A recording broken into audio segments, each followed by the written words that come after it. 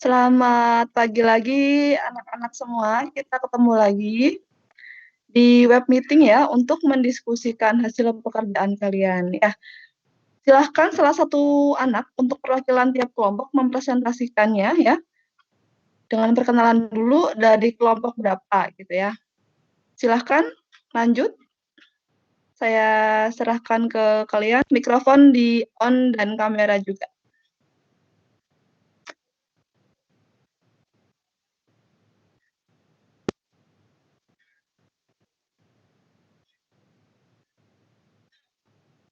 Silahkan kelompok 1 untuk mempresentasikan hasil diskusi kelompok kalian.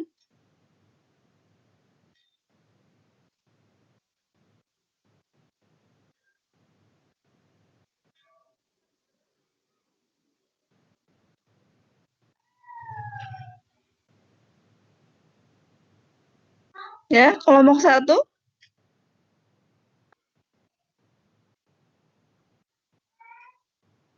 Layar presentasinya ditampilin nggak, Bu? Ya, boleh.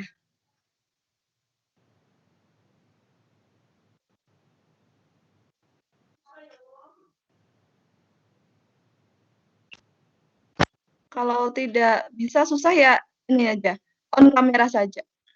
On kamera silakan disampaikan hasilnya. Bisa, oke.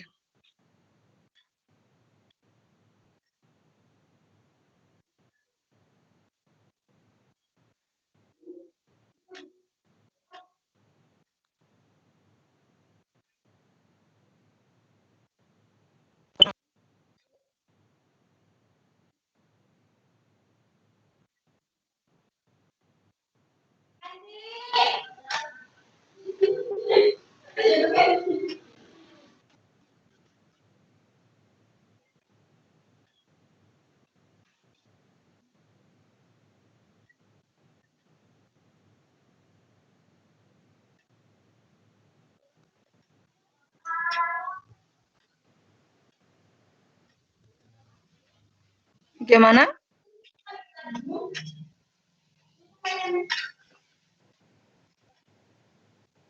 Disampaikan lisan saja ya, nggak apa-apa kalau sulit.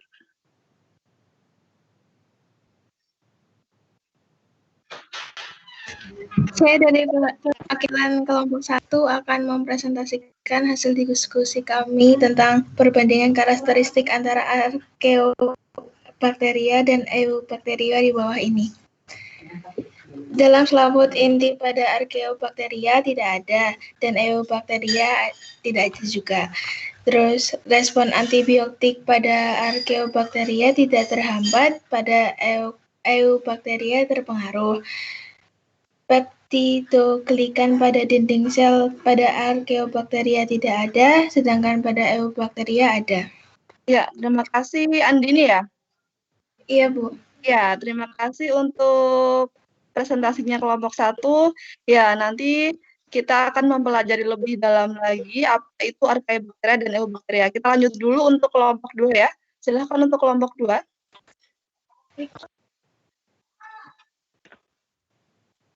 Assalamualaikum warahmatullahi wabarakatuh. Waalaikumsalam, di-on-kan dulu kameranya. Oke, kita. Perkenalkan, nama saya Gita Citra Kamila, nomor urut 9, sebagai perwakilan dari kelompok 2, akan membawakan hasil diskusi kami tentang soal dalam LKPD bakteri nomor 2. Yang pertama, nama organel sel, nama organelnya, membran plasma, yang berfungsi untuk mengatur pertukaran zat antar sel dengan lingkungannya. Yang kedua, ada sitoplasma sebagai tempat terjadinya metabolisme. Yang ketiga, ada dinding sel sebagai pelindung dan pembentuk sel. Yang keempat, ada DNA untuk mengatur kegiatan sel. Yang kelima, ada flagella sebagai alat gerak. Yang keenam, ada villi untuk membantu menempel pada substrat. Dan yang ketujuh, ada ribosom sebagai tempat untuk sintesis protein. Sekian. Wassalamualaikum warahmatullahi wabarakatuh. Waalaikumsalam, terima kasih untuk kelompok 2. Ya, untuk struktur sel dari bakteri ini ya, ini berbeda dengan sel yang mungkin sudah kalian pelajari, yaitu sel eukariotik ya. Kalau bakteri ini dia masuk ke sel prokariotik. Nah, nanti kita akan bahas lebih dalam lagi ya. Lanjut ke kelompok ketiga. Assalamualaikum warahmatullahi wabarakatuh. Waalaikumsalam. Saya perwakilan dari kelompok 3 akan mempresentasikan bentuk-bentuk dari bakteri. Yang pertama ada bakteri basil, yang kedua ada bakteri spiral, yang ketiga ada bakteri kokus. Untuk bakteri basil terdiri dari monobasil, diplobasil, dan streptobasil. Contoh dari monobasil sendiri adalah Escherichia coli, dari diplobasil adalah Salmonella typhosa, dari streptobasil adalah Bigallus anthracis. Untuk bakteri spiral terdiri dari spiral dan spiroseta dan juga vibrio. Contoh dari spiral yaitu Diospiro ya, terus yang spiroseta itu Treponema pallidum dan yang vibrio itu vibrio kelop vibro cholerae. Untuk yang kokus terdiri dari monokokus, contohnya Chlamydia trachomatis, Diplococcus, Neisseria gonorrhoeae, Tetracoccus, Pediococcus cerevisiae. Untuk yang keempat Sarcina thiosarcina, contohnya yang keempat itu bakteri Sarcina, contohnya Thiosarcina rosea. Yang kelima Streptococcus, contohnya Streptococcus mutans. Yang keenam Staphylococcus, contohnya Staphylococcus aureus. Ya, sudah? Sudah, Bu. Ya, terima kasih tadi juga sudah bagus saya lengkap. Ada jenis atau bentuk bakteri dan juga disebutkan juga contohnya ya. Terima kasih kelompok 3. Lanjut kelompok 4.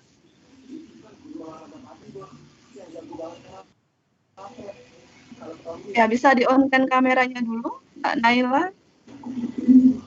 Ya, nah karena ini harus lihat ya. Oke, silahkan dimulai. Assalamualaikum warahmatullahi wabarakatuh.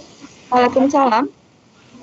Saya Siva Ramadhani, nomor urut 24, perwakilan dari kelompok 4.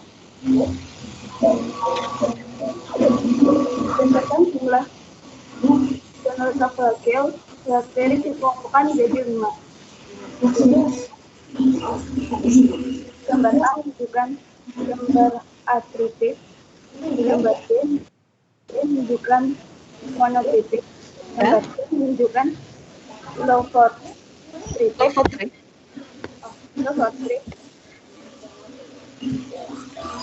Gambar G menunjukkan amfitrik dan gambar E menunjukkan tetritik. Ya, sudah ya, lengkap ya. Jadi selain tadi bakteri berdasarkan bentuk-bentuknya, bentuk dasarnya, ini tadi kelompok 4 mempresentasikan bentuk bakteri berdasarkan letak dan jumlah flagellnya. Nah, sekarang lanjut lagi ya, kelompok 5, silahkan.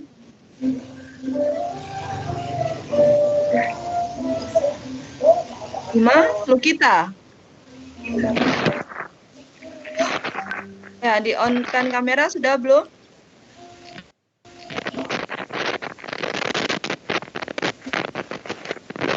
Lagi? Ya? Kelompok 5 dari Syagi ya? Silakan. Berdasarkan pewarnaan bentuk dan itu ada 2 tipe bakteri. Bakteri memiliki lapisan yang tebal tersusun atas kompleks protein dan gula, memiliki satu lapisan lemak, mudah dilemahkan dengan antibiotika, dan memberikan reaksi warna kuning dengan pewarnaan garam. Contoh bakteri gram positif yaitu Lactobacillus sp untuk pembuatan yogurt dan biskut. Yang kedua yaitu Actinomycetes sp untuk pembuatan antibiotika. Yang ketiga Clostridium tetani merupakan bakteri penyebab tetani. Yang terakhir yaitu Staphylococcus aureus merupakan bakteri penyebab infeksi. Yang kedua yaitu bakteri gram negatif.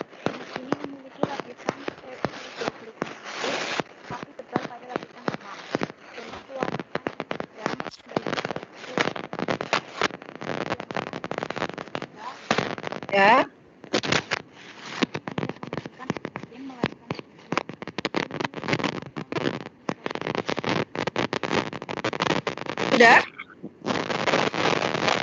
Ya. Sepertinya agak kurang jelas ya teman-teman ya. Ya, nanti nanti saya jelaskan lagi di belakangnya. Terus lanjut kelompok berapa? 6 ya. Terakhir. Assalamualaikum warahmatullahi wabarakatuh. Waalaikumsalam. Di-on-kan dulu kameranya bisa. Sudah, Bu. Ya, Sylvia. Oke. Dikebawahkan, nggak kelihatan mukanya. Ayo.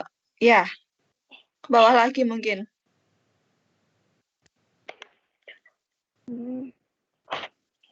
Baru matanya, sampai mata yang terlihat. Hah? Bisa? Sudah, Ya. Bu. Ya cukup. Ya. Ya Sylvia, silahkan kelompok 6. Perwakilan dari kelompok 6. Saya perwakilan dari kelompok 6 ingin mempresentasikan dari hasil diskusi kami untuk menjawab pertanyaan dari nomor 5C, C, dan 5B. Untuk nomor 5B, jelaskan klarifikasi bakteri berdasarkan cara memperoleh makanan. Jawabannya, jumlah bakteri memperoleh makanan dengan membuatnya sendiri, disebut autotrof. Bakteri lainnya memperoleh makanan dari organisme disebut heterotrof. Bakteri autotrof dibedakan dalam 2 kelompok berdasarkan energi untuk mensintesis makanannya, yaitu bakteri fotoautotrof dan bakteri heterotrof. Bakteri fotoautotrof adalah bakteri yang menggunakan energi cahaya untuk membuat makanan melalui fotosintesis. Bakteri chemautotrof adalah bakteri yang menggunakan energi kimia untuk menyintesis makanannya. Energi kimia diperoleh dari prosesodesisasi senyawa organik. Bakteri heterotrof dibedakan menjadi bakteri saprofit, parasit. Bakteri saprofit adalah bakteri yang memperoleh makanan dari sisa-sisa organisme atau produk organisme lain. Sisa-sisa organisme misalnya daun yang gugur dan kotoran hewan, sedangkan produk organisme antara lain susu, nasi, dan daging. Bakteri parasit adalah bakteri yang memperoleh makanan dari inangnya yang berupa tumbuhan, hewan, atau manusia. Bakteri umumnya menyimpulkan makanan dan inangnya. Disebut bakteri. Untuk jawaban 5C, Ya. klarifikasi bakteri berdasarkan oksigen. Dari bakteri yang membutuhkan oksigen dalam merombak makanannya untuk menghasilkan energi. Bakteri aerob yaitu bakteri yang tidak membutuhkan oksigen dalam merombak makanannya. Terima kasih. Oke, terima kasih kelompok 6 ya. Sudah semua ya. Silakan jika mau ada yang bertanya, ya bisa nanti juga saya share dulu ya. Share screen dulu. Silakan jika nanti mau ada yang bertanya.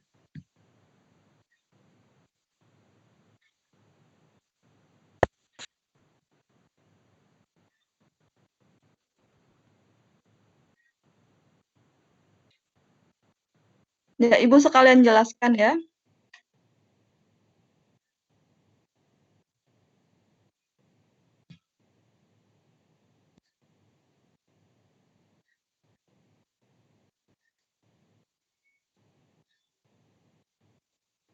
Sebentar.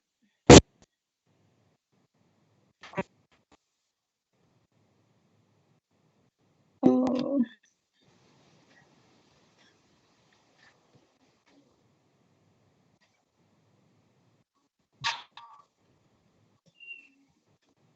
Bentar ya. Sambil disiapkan bukunya ya. Sambil disimak ya.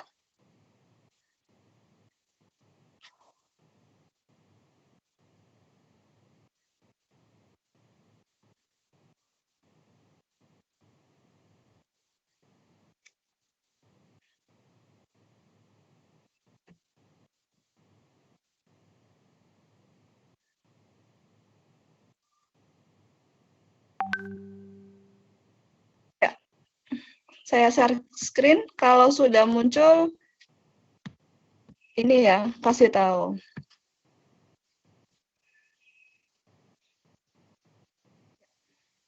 Sudah muncul gambarnya? Belum, Bu. Belum. Itu.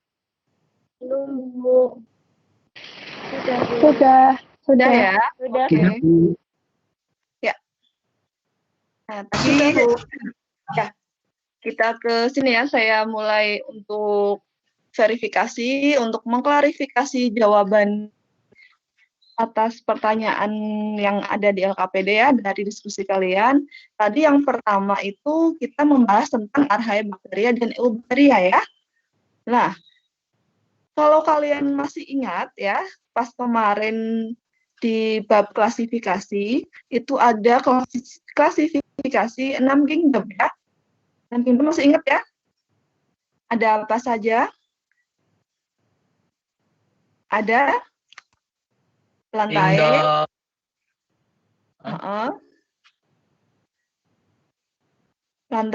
lantai, animalia, terus apalagi protista ya, jamur. Nah, terus ada kingdom yang di 5 kingdom itu monera, di 6 kingdom dipecah jadi Archaebacteria dan Eubacteria. Ya, jadi awalnya itu satu kingdom, terus ditemukan ada perbedaan lagi, terus diklasifikasi lagi jadi 6 kingdom, yaitu yang monera dibagi jadi Archaebacteria dan Eubacteria. Nah, beda dulu yang Archaebacteria. Kalau Archaebacteria, dia suka di lingkungan yang ekstrim. Nah, berdasarkan habitatnya itu, jadi kelompok ini dibagi jadi 3 kelompok lagi, yaitu ada metanogen, ada halofil, ada termofil ekstrim. Ya, nomor satu ini ada metanogen, jadi Archaebacteria yang dia bisa menghasilkan gas metan ya, disebut kelompok metanogen. Tidak jauh-jauh dari namanya, metanogen, metan, gas metan ya. Contohnya tadi seperti yang kita lihat ada di kawah ijen ya, itu gas bakteri metan juga ada.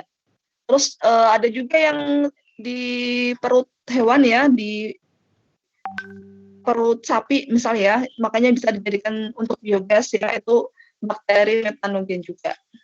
Lalu yang kedua, ada halofil ekstrim ya. Nah, untuk yang halofil ekstrim ini, habitatnya dia suka di kadar garam yang tinggi. Contohnya di mana? Di Laut Mati misalnya. Ada contoh bakterinya Sulfolobus ya. Kalau metanogen tadi contohnya Methanobacterium. Terus yang ketiga, kalau dari katanya term ini berarti bagaimana? Di yang keadaan seperti apa? Ada yang tahu termofil ekstrim? Term berarti? Panas. Panas, suhu ya. Nah, jadi untuk termofil ini, bakteri suhunya yang tinggi.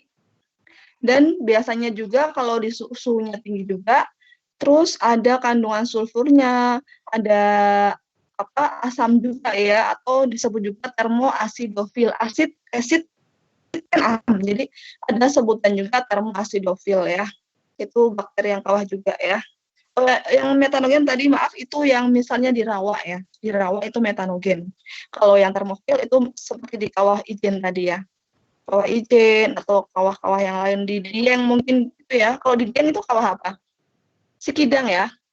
Nah itu biasanya kalau di area kawah itu ada bakteri termofil gitu ya. Paham ya untuk 3 kelompok ini?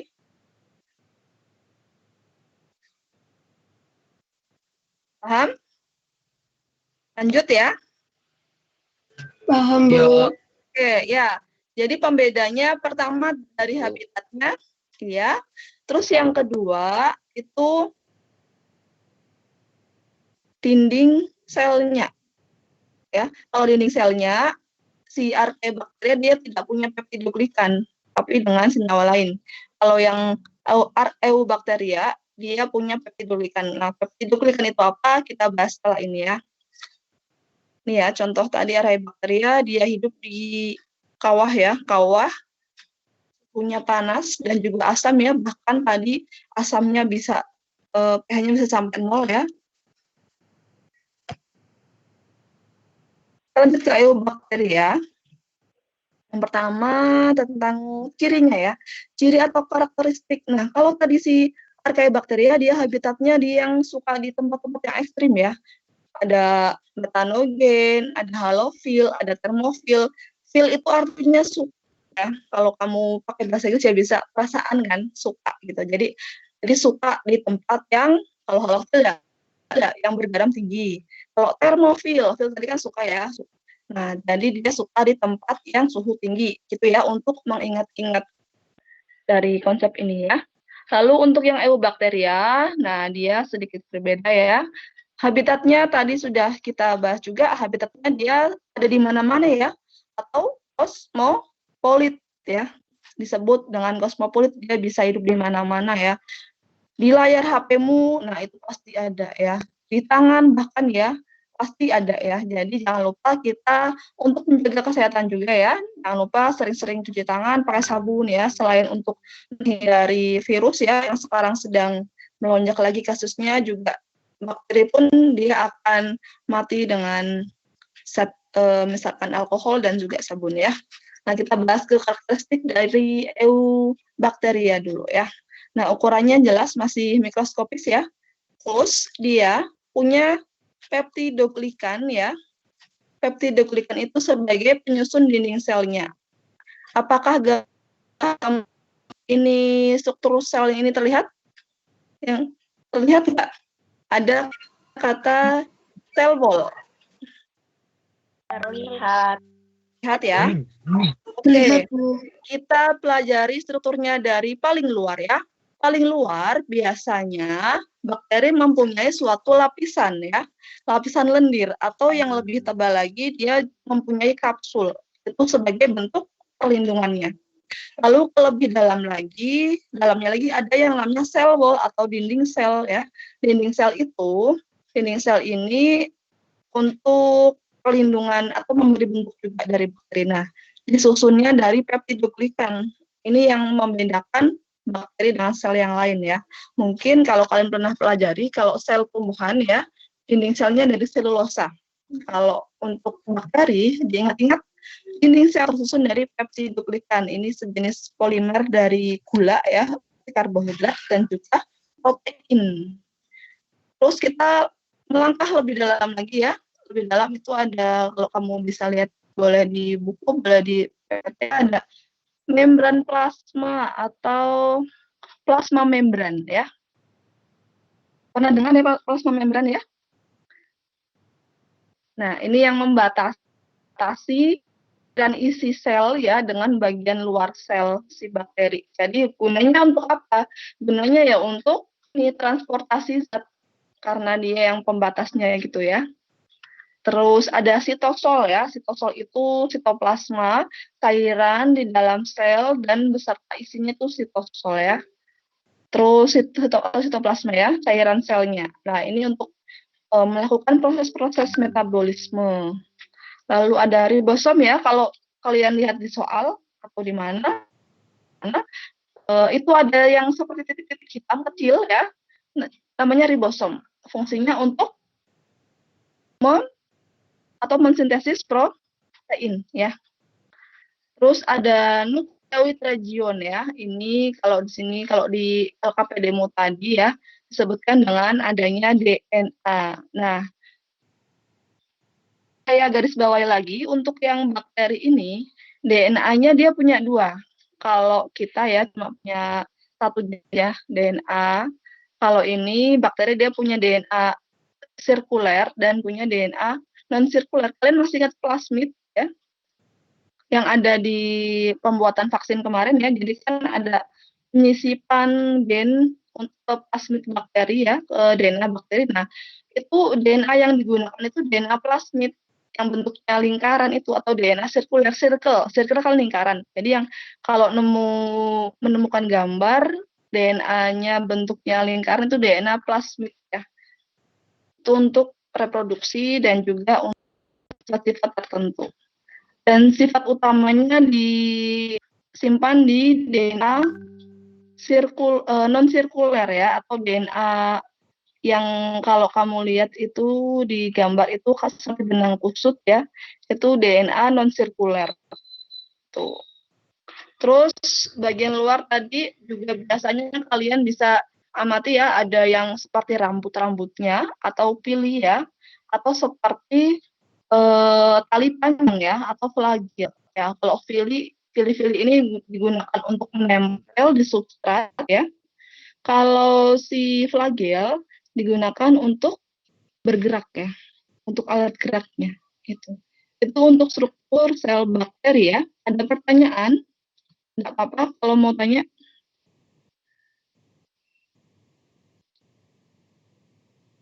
Halo, ada pertanyaan? Tidak, Bu. Ya, jelas ya? Jelas untuk struktur bakteri dan cirinya? Jelas, Bu. Oke, kita lanjut. Ya, ini masih materi yang lumayan bisa kalian kejar lah, masih mudah lah. Kalau nanti paling kelas 10 ya apa ya? Hewan sih yang biasa paling jadi momok ya. Kingdom hewan itu. Oke, lanjut ya. Lanjut ke bentuk bakteri ya. Jadi untuk bentuk bakteri tadi sudah kalian juga cari ya referensi. Bentuknya bervariasi ya. Dari bentuk dasarnya ada kokus, ada basil, ada spiral. Kokus itu bulat-bulat ya. Nah, kalau basil itu seperti apa batang, spiral itu ya ini spiral berlekuk ya. Untuk yang kokus sendiri ya, dari yang satu biji gitu ya, kokus satu biji, ini yang jomblo ya. Yang jomblo disebut dengan monokokus ya. Itu untuk yang bulat. Kalau yang basil ya, monobasil ya. Mono itu satu ya dari akar-katanya. Terus yang sudah gandengan nih ya, udah tidak jomblo lagi ya. Nah, ini disebut dengan diplo ya. Ini kan dua. Diplococcus, sorry. Atau diplobasil. Gitu. Terus yang membentuk rantai ya, itu disebut dengan bisa streptobasil untuk yang basil, dan streptococcus untuk yang kokus ya. Dan untuk yang bentuk kokus ini ada bentuk-bentuk yang lain ya. Ada yang seperti kubus ya, bentuk kubus namanya sarkina ya. Ada yang bentuk seperti anggur ya, itu namanya staphylococcus. Dan untuk spiral ada yang vibrio, ada spirilla, dan spiroset tadi juga sudah dijelaskan oleh temanmu dan juga ada disebutkan nama-namanya juga ya. Lanjut ke bentuk bakteri berdasarkan letak flagelnya ya. Ada 5 ya, ada 5 sebenarnya ya, yang tidak punya flagel. Kamu masih ingat kalau di biologi kata adenovirus artinya apa? Tidak ya, atau bukan ya. Jadi bakteri yang tidak punya flagel itu disebut dengan atrik. Sedangkan untuk yang lain, ini ya, tadi sudah dijelaskan temanmu juga, yang cuma punya satu flagel disebut dengan monotrik dan cuma di salah satu ujung. Nah, untuk dia punya dua flagel ya, di kedua ujungnya disebut dengan amfitrik. Kalau dia punya flagel tapi banyak dan hanya di salah satu sisi saja, disebut dengan lophotic ya, lophotic. Terus kalau dia punya flagel di seluruh tubuhnya ya, di permukaan tubuhnya disebut dengan peritrik ya. Peritrik ya, kamu anggap saja kalau peri itu kan makhluk halus ya. Biasanya kalau kita lihat makhluk halus atau merasakan kan merinding ya. Jadi bulu-bulunya kan banyak gitu kan, apa namanya, berdiri. Jadi kita ingat-ingatnya itu aja biar mempermudah kalian mengingat ya. Jadi monotrik, lophotic, amfitrik, peritrik ya. Itu untuk letak flagel dan klasifikasi bakteri berdasarkan pewarnaan gramnya. Sudah pernah dengar sebelumnya pewarnaan gram? Belum ya? Ya. Sudah ya? Tadi yang sudah di mana? Di internet. Internet ya, oke. Ya, kalian juga harus terbiasa baca-baca ini ya, literasi ya. Saya jelaskan dulu ya. Untuk klasifikasi bakteri berdasarkan pewarnaan gramnya. Jadi tujuan dari eksperimen ini ya, itu untuk mengetahui bakteri itu dia jenisnya atau diklasifikasikan ke bakteri gram positif apa negatif gitu ya. Nah, jadi kalau untuk praktikum kita ambil sampel bakteri ini ya. Untuk prosedurnya kita ambil sampel bakteri, terus kita oleskan ke ini namanya objek kelas ya.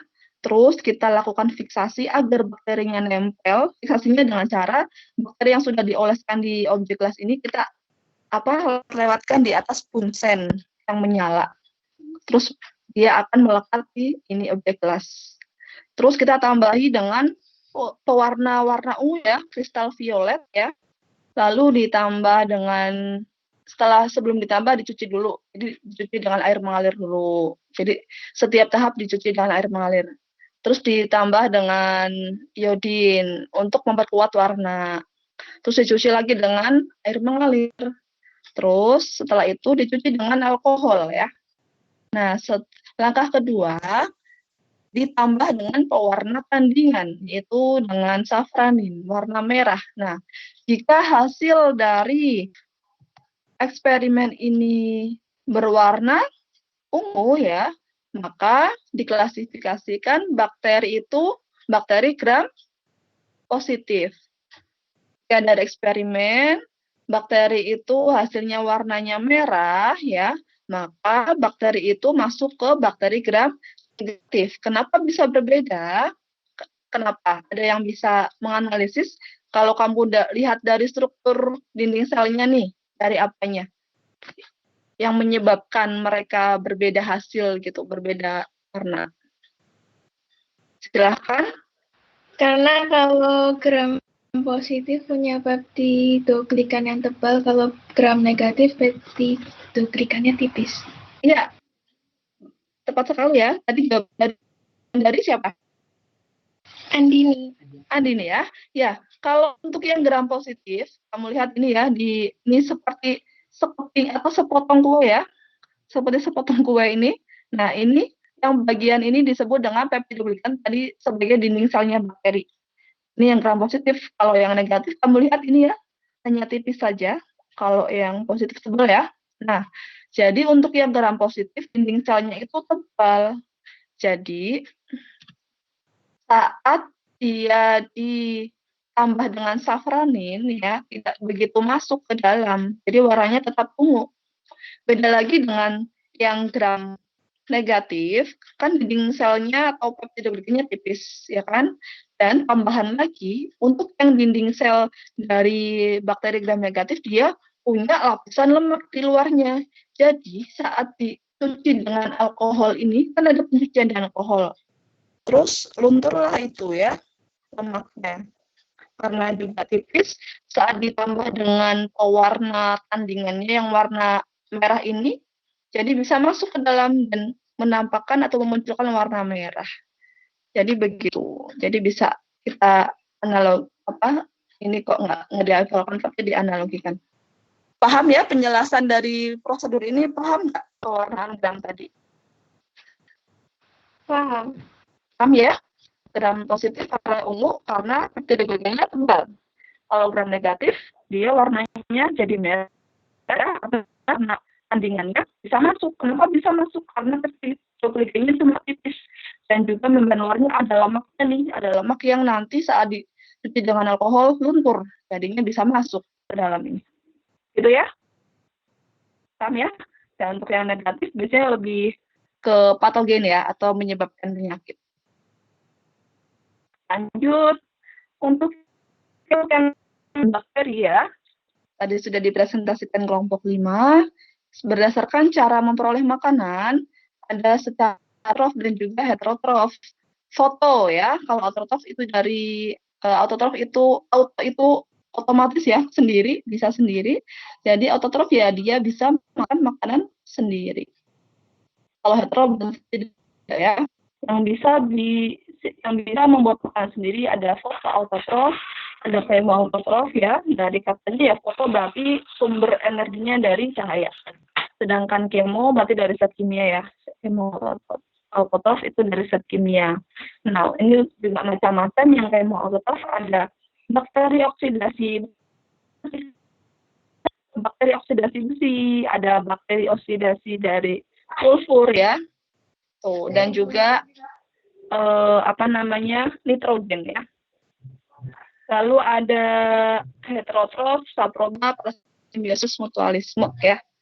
Ini bisa dibaca. Dan cara hidup bakteri berdasarkan kebutuhan oksigen. Aerob berarti dia butuh oksigen, anaerob berarti tidak butuh oksigen ya. Sedangkan anaerob ada anaerob fakultatif, ini dia bisa hidup dengan atau tidak adanya oksigen.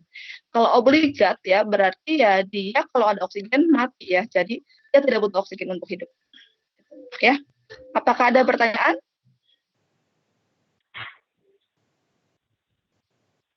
Ada pertanyaan anak-anak? Tidak. Ya.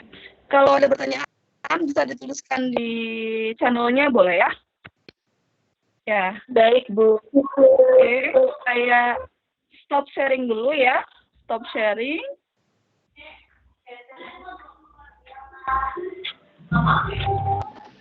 Ya, silakan di-on-kan kameranya lagi. Ya.